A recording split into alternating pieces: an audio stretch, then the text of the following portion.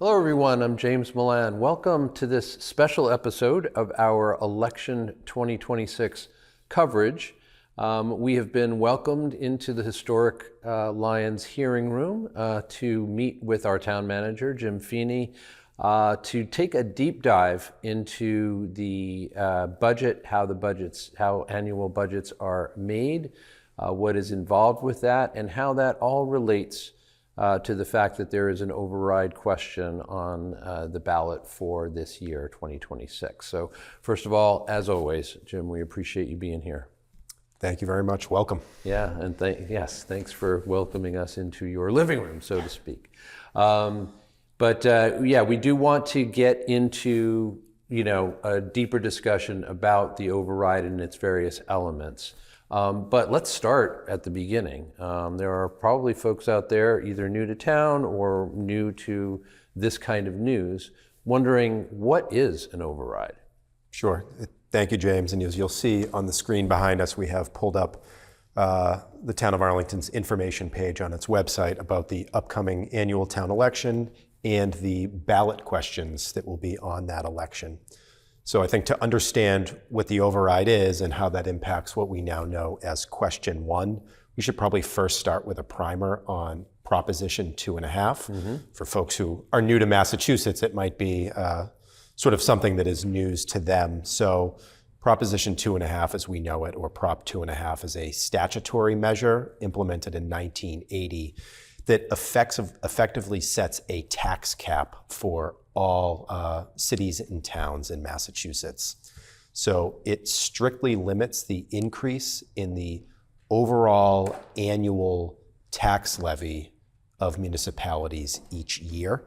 So it limits the amount that they can, that any city or town can grow their tax levy, which is how we levy property taxes and how we collect revenue to fund services each year, by 2.5%. So in addition to that 2.5%, you can add the value of new construction or what we call new growth to the budget each year, as that becomes a new part of the tax base. But I think one of the misconceptions about Proposition 2.5 that I come across is that it only applies to the overall tax levy, mm-hmm. or the amount of tax revenue being raised by a community in a given year. It doesn't apply to individual tax bills. So individual property values and tax bills can fluctuate annually with market activity and as property assessments change to track arm's length sales prices in the community. So that's just something I want to get out there, that it really relates to a city or town's overall budget, but not directly to individual tax bills, because it is often the case, it's brought to my attention by newer residents who may have paid, a significant sum of money for their new home, and what I have to try to relay is that the appreciation of a property's value over time does not directly result in more tax collections overall to a community.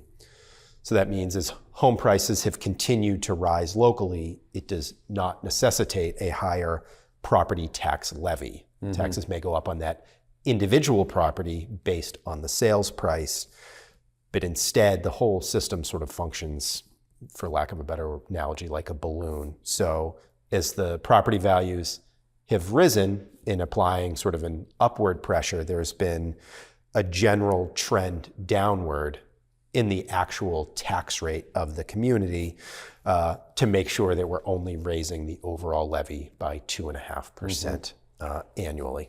Okay, so I just want to, that was a lot to absorb. Just want to make sure I understand and our viewers understand. Mm-hmm. What you're saying is that the 2.5% limit on how much can be raised annually is on the aggregate budget for the town, or aggregate tax levy for the town. And that of course is going to be different property to property, depending on the specific circumstances of the different properties. That is well said. It really is just looking at the entire taxable parcels of the community, not individual parcels. Okay. So what that means is ultimately, if we ever want to increase our tax levy, by any amount greater than the automatic 2.5% annual increase, it requires a referendum of the voters in the form of an override. So that override is now a ballot question that will be put before Arlington's voters on March 28th. Okay, and I've lived in Arlington for 30 years now. I've seen a lot of overrides actually in my time here. It seems to be a pretty regular thing, and they've always been successful in the time that I've been here.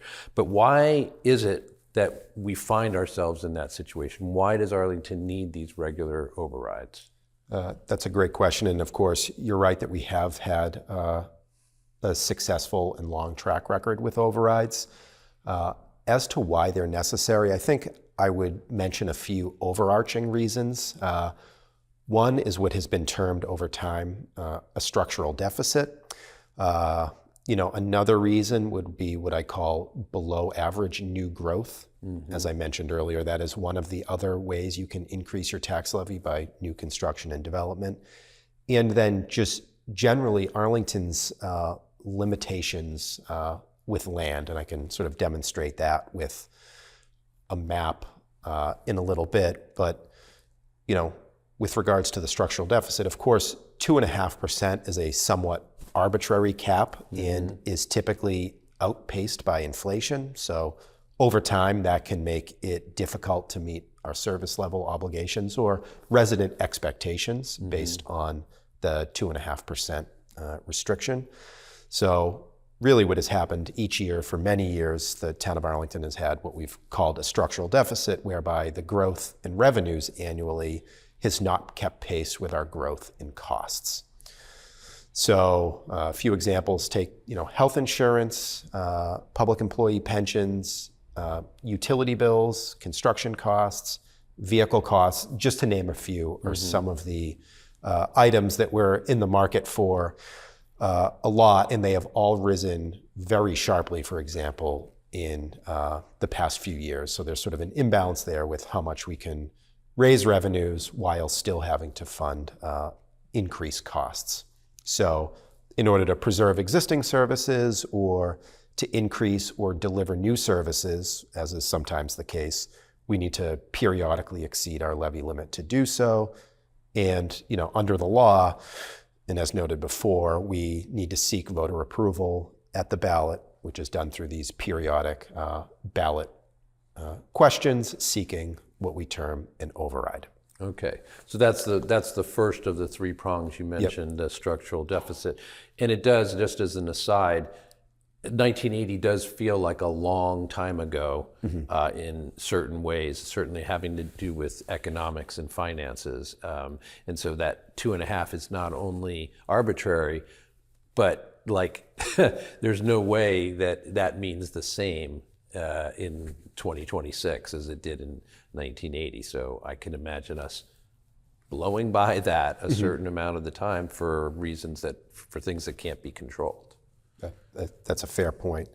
And I guess the next prong that I would bring up is what we call new growth. So in addition to the 2.5% that municipalities can adjust their tax levy annually, we can also represent separately from that 2.5% any new growth which amounts to development or construction in a community each year.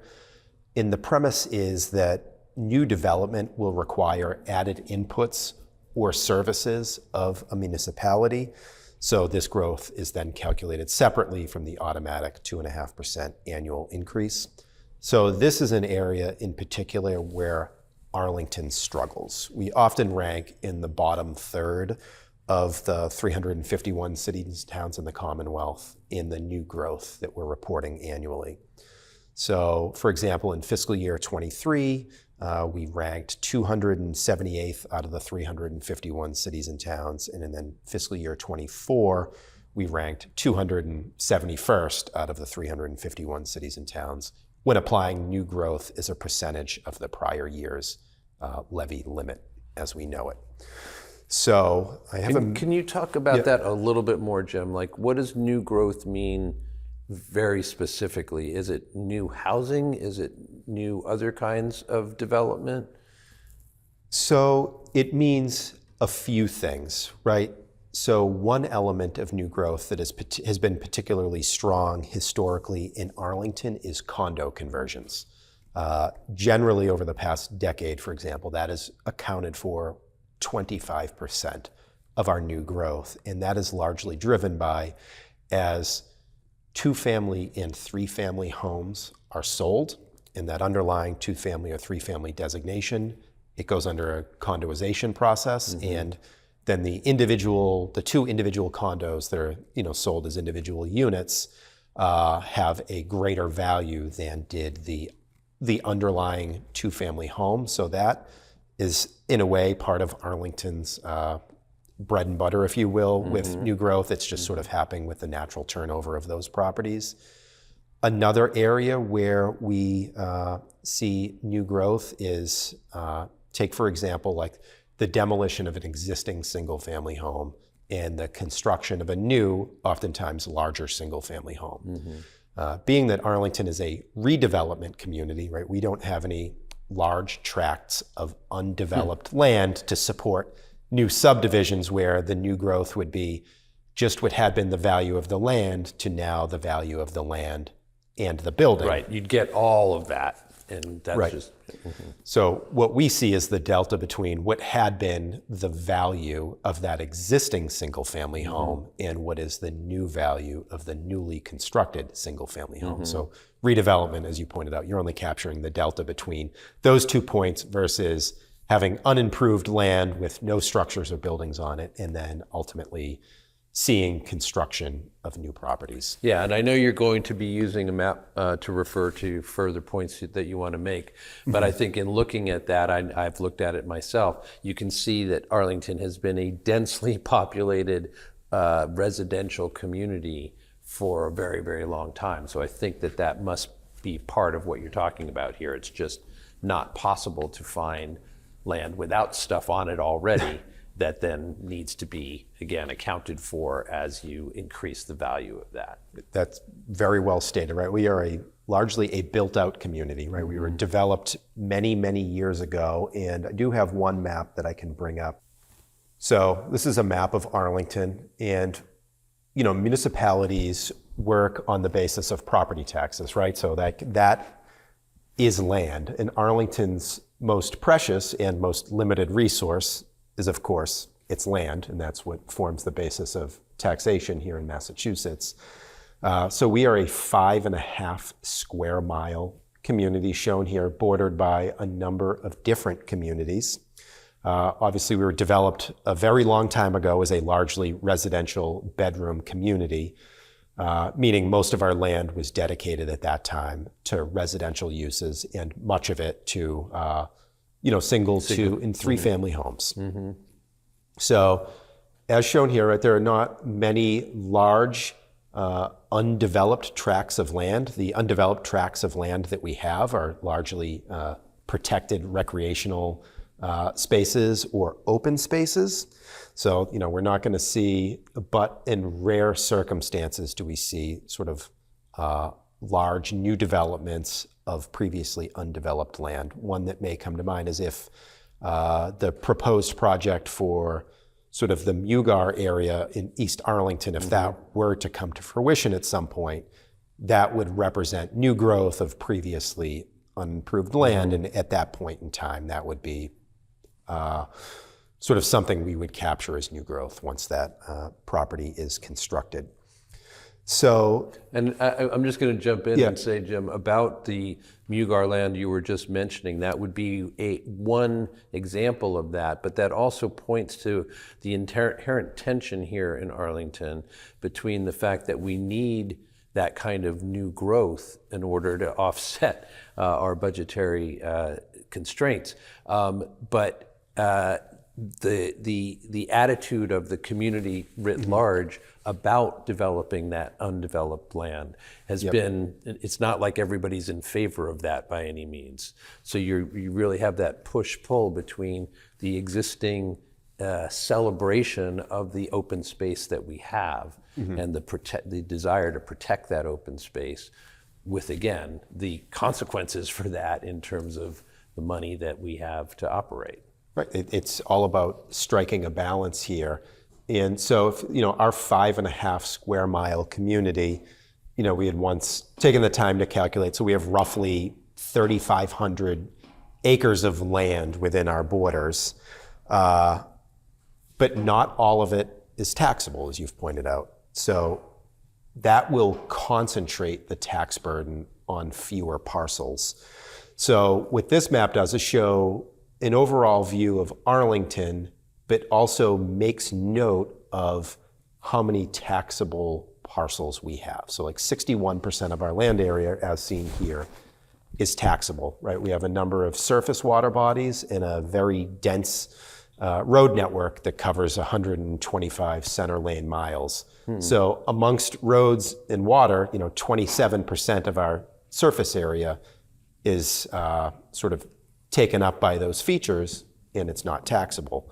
And then you add in sort of the dark color here, the remainder of the parcels that are tax exempt because they may be a charitable purpose or a government use, open space, cemetery, parks, playgrounds, schools, town buildings. Churches, right? Churches even, right? There's a long list of things that, are exempt from paying property taxes. So here in Arlington, we sort of have a 60-40 split. 60% of our land is carrying sort of the full tax burden, as 40% of it roughly is tax exempt or covered by water or roads. But as you've pointed out, I think, our residents greatly value our playgrounds, our neighborhood schools, the Minuteman Bikeway, the various open spaces we have that provide for, passive recreation and the environmental and ecological benefits. So, what you described as attention is really, a community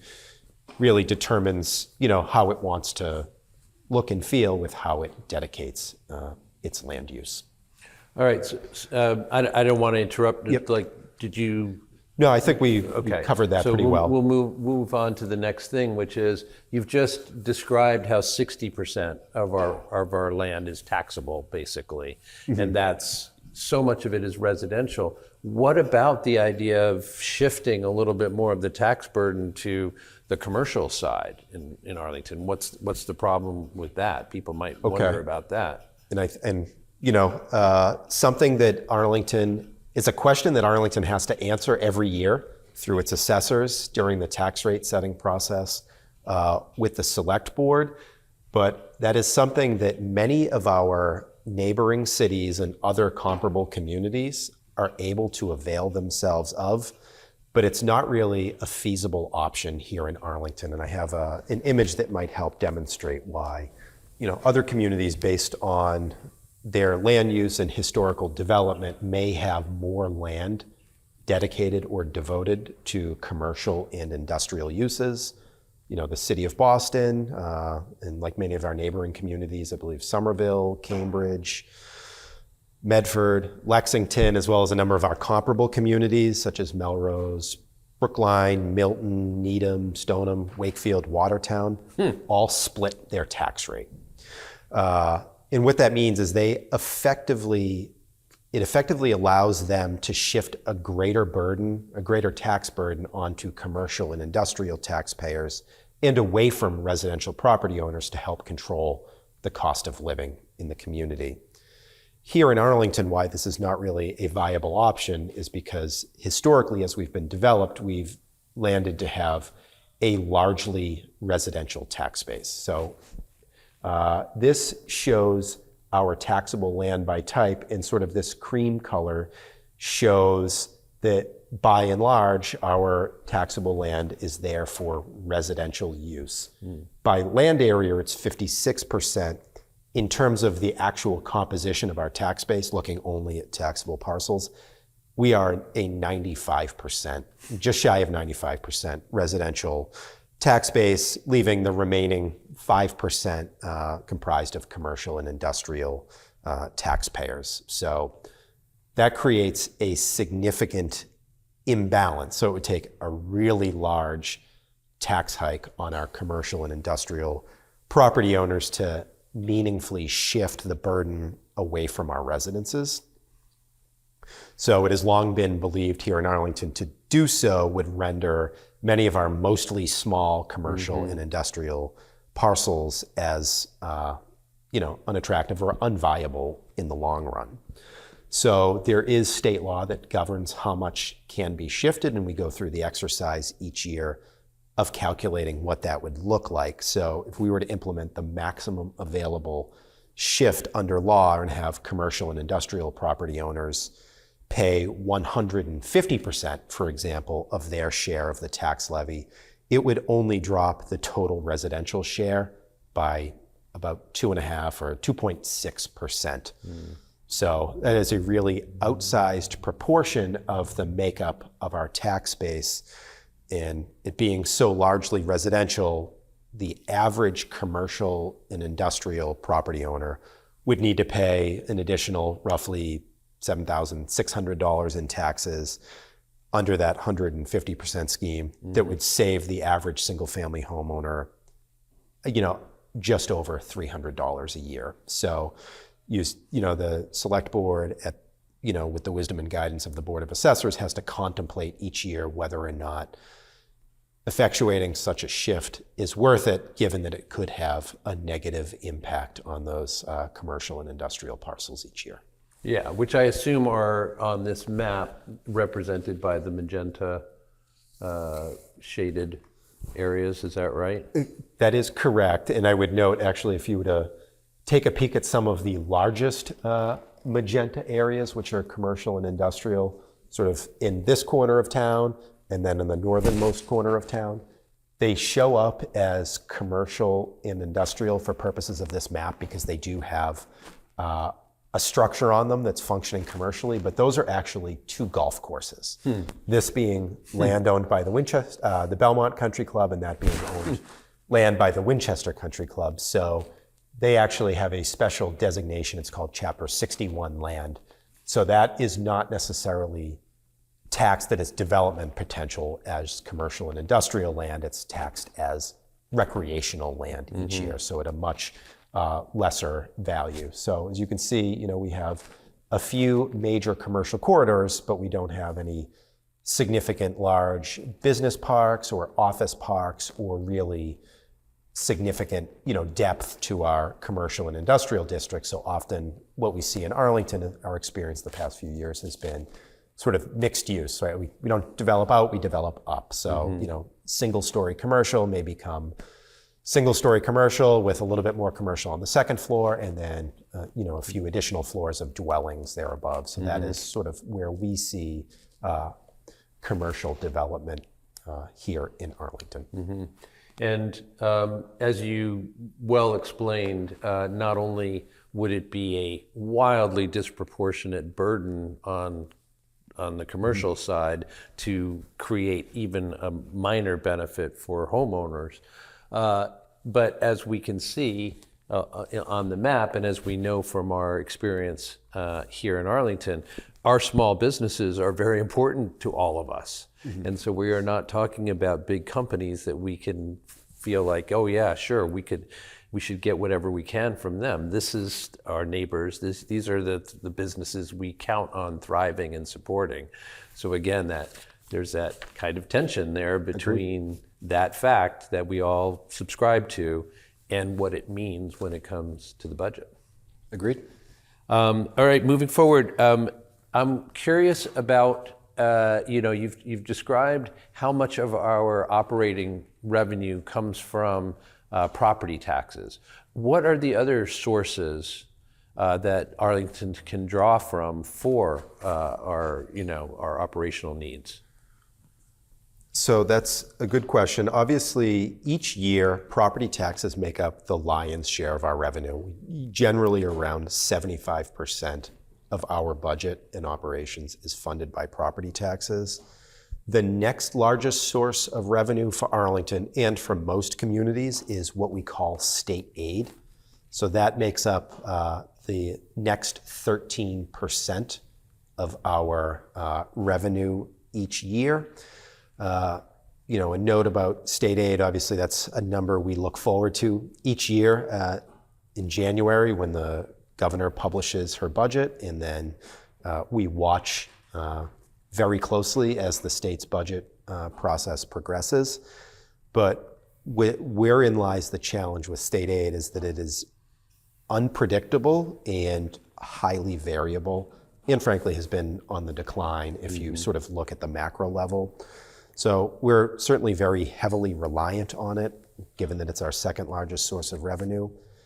But with it being highly variable and unpredictable from year to year, it even changes in a given budget year from when the governor proposes her budget as it proceeds through the House, Senate, and Conference Committee.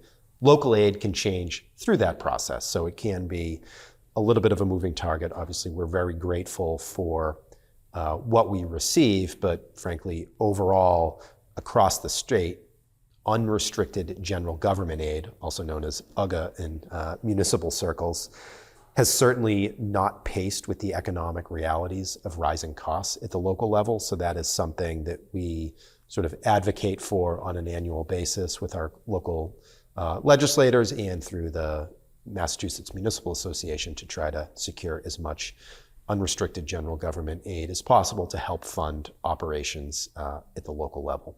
Okay. I know that lots of folks are involved in, and I think we're going to be now referring to the chart that's behind, or the spreadsheet that is behind us.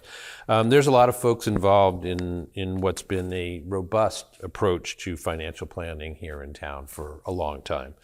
I'm wondering if you can just take us through the process and kind of who weighs in when and all that stuff, what is taken into consideration, all of which ends up with you making your recommendation to the select board on occasion for an override, as is the case this year. So each year we convene what's called the Long Range Planning Committee here in Arlington, and it's a very robust process. We do it annually. It's a process that oftentimes takes the better part of a year. It includes, obviously, a number of staff, including myself, the deputy town manager, the rest of the town's finance team, but it also brings a lot of the elected and appointed leadership into the same room. So we have all the leadership of the finance committee, the capital planning committee, the school committee, as well as the select board, who ultimately possess the authority to place Proposition 2.5 override ballot question on the agenda for voters.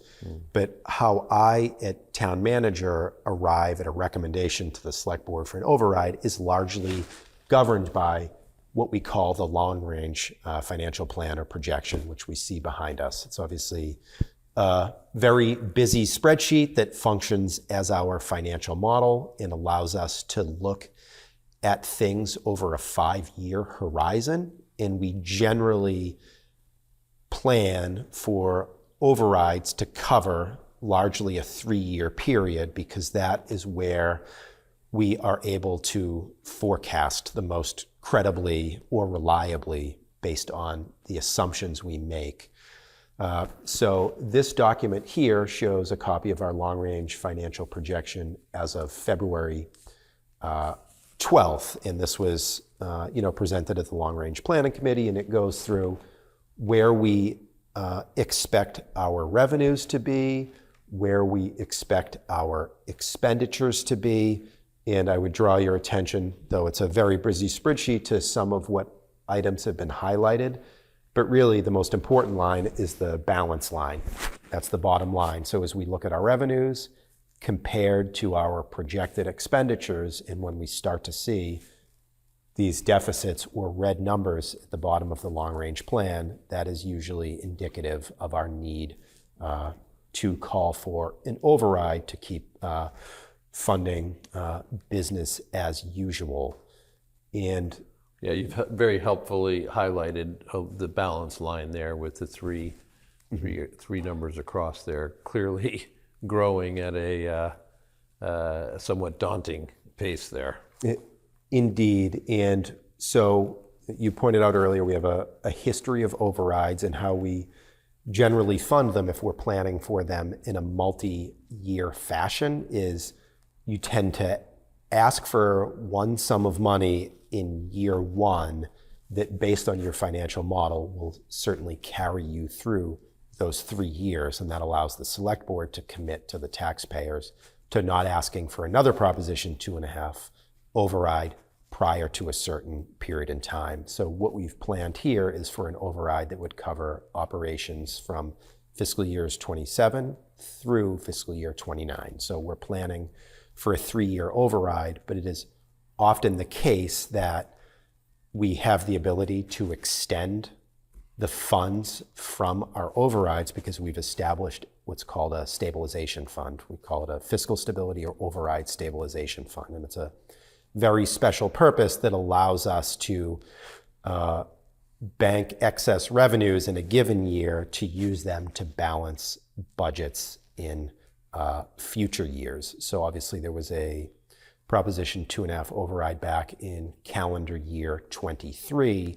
And what the other highlighted cell here is showing this override stabilization fund that as we close fiscal year 26, which would be on June 30th, we are projecting to have just over $6.2 million left in the override stabilization fund that was funded through the last operating override. So that amount of money was sort of stretched out and is being carried forward for use as a revenue source in fiscal year 27, and that is why the fiscal year 27 deficit sits under, just shy of $3 million because those dollars from the prior override are being stretched further. So they don't get spent on any additional purpose. They're only sort of banked, stored, and used as necessary to fund future years in the budget.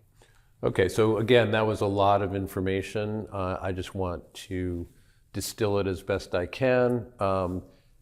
3 years ago, basically, an override passed. Mm-hmm. At that time, the amount of the override that you were asking for has stretched over the 3-year period, plus left $6 million, a little over $6 million still to use, and you're applying that to this, now the 4th year from that override, which in that way, as we look at those red numbers there on the balance line, it does look kind of startling to move from 3 million in, or just under 3 million in fiscal year 27 to almost 18 million in the following year. But you add the 6 million in, and now you're looking more like at 9 million, et cetera, and then you can kind of trace a little bit more easily. But I think people need, that it's important for people to understand that yes, this is a very large override. I think the biggest of my time here in Arlington for sure, that is being asked, but that there is this long record of getting to the end of the override, oftentimes with a little bit of money left, and then that money is going to be applied to the very specific budget purposes, so hopefully lowering the number that needs to be asked for at the next override. Is that? That sums it up effectively. Okay. The balance becomes a revenue source in the future. And we do that because the select board, through their override commitments, sets firm expenditure caps on any discretionary spending, right? We're going to limit, the Arlington Public Schools education budget to growing at 4% annually, and limit the general governmental, like the town departmental operating costs, to growing at 3.25% annually. So if some of our revenue that is projected somewhat conservatively, if we have a net revenue gain and we increase our revenue, we don't turn around and spend it. It gets certified as free cash, and that is a municipal term.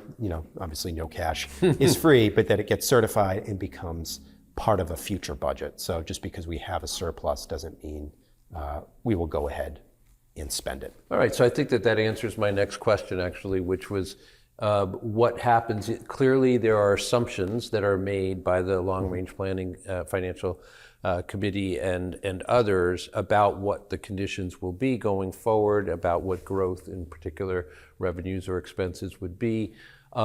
And those are pretty conservative assumptions, I think, that are being made generally. So the answer to, well, what if the expenses come in lower or the revenues higher, you've just answered that really basically that's just going to be applied to expenses going into the future.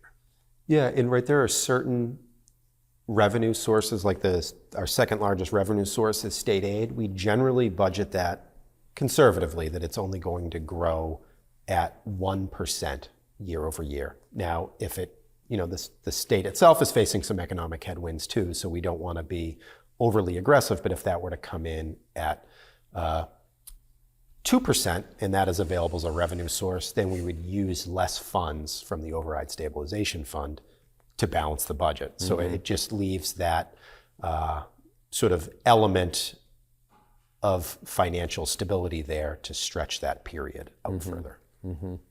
So one way or the other, it's hard to look at this very, this gobbledygook of numbers, right? It's hard to look at it and not see how glaring those red figures are. That's really just a whole lot of money. What does that actually mean? Again, they are startling numbers in some ways, and so how can people find out what that means in concrete terms? Sure, and at the most basic level, right, given that is the balance line of this spreadsheet and there are red numbers in parentheses, it means there is a deficit. So, expenditures are expected to exceed our revenue estimates. Herein, and I can show another version of this plan that sort of programs in the override that was recommended to the select board that will eliminate those red numbers, and we can pivot to that in a second. But if there were either no override vote on the ballot or if it were unsuccessful, both the town and the schools need to have a balanced budget by July 1st each year. So work would need to be done to balance expenditures to our known revenues. So that would lead to, contemplating various different ways to cut the budget or, trim services. There are any number of things that would be considered. And while we don't have to sort of get into the details of that here today, there are some presentations, memoranda, information available on the town's website, as has been presented to the school committee and or the select board, that's on sort of the override page on the town's website that details what some of those considerations might be if we don't have the revenue to support the expenditures outlined in the long-range plan. Okay, so basically when we look at those red numbers, we know that if the override doesn't pass, for instance, in fiscal year 2028, that's 17,841,000, et cetera, that we got to find somewhere that we and on from there. So, okay, so this is what it looks like without either an override question on the ballot or if the override is unsuccessful. Correct. All right, and you have a sunnier version to finish with, perhaps. And this is the other version of the long-range financial projection that was presented to the select board at their February 12th meeting. And this contains, as the header notes, a recommended $14.8 million override.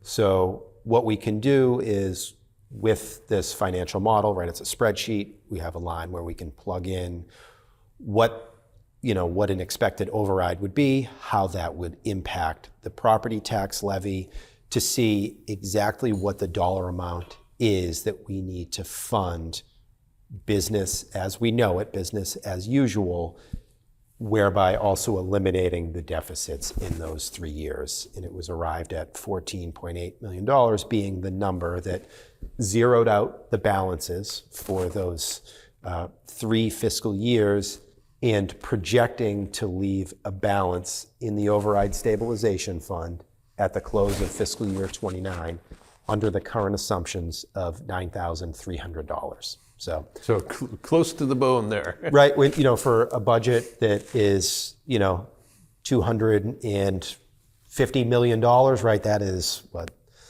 Yeah, many zeros. Yeah, many zeros. 0.000, yeah. Far under 1%. So, what that means is, right, like the select board is only asking for as much as is absolutely necessary to fund, town and school services as we know them today, and not a penny more.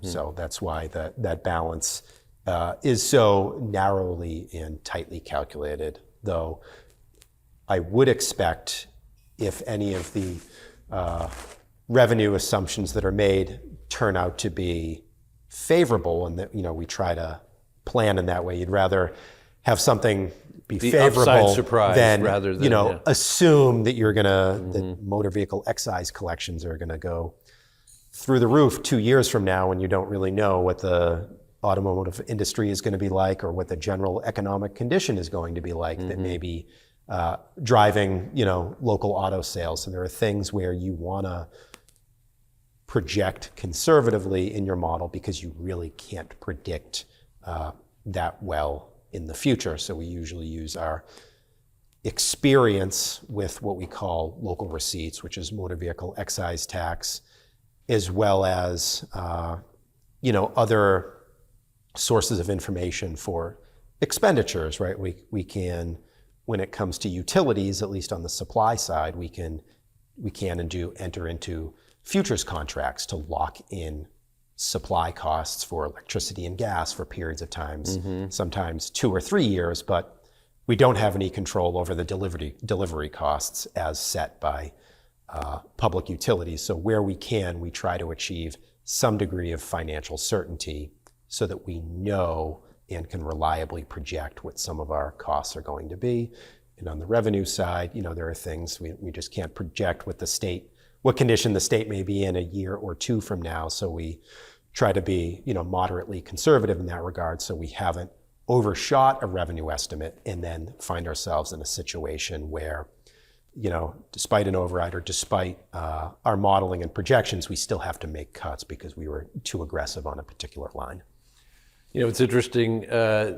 Some would say that, like, on a personal health level, it's better to see things, the glass is half full. Certainly on a fiscal responsibility level, it's safer to see things as half empty as you make your projections going forward. Yep. And then just again, hope that any surprises are positive ones that way. All right, Jim, thank you in advance. I want to just say thank you for, putting all of this together and sharing it with us.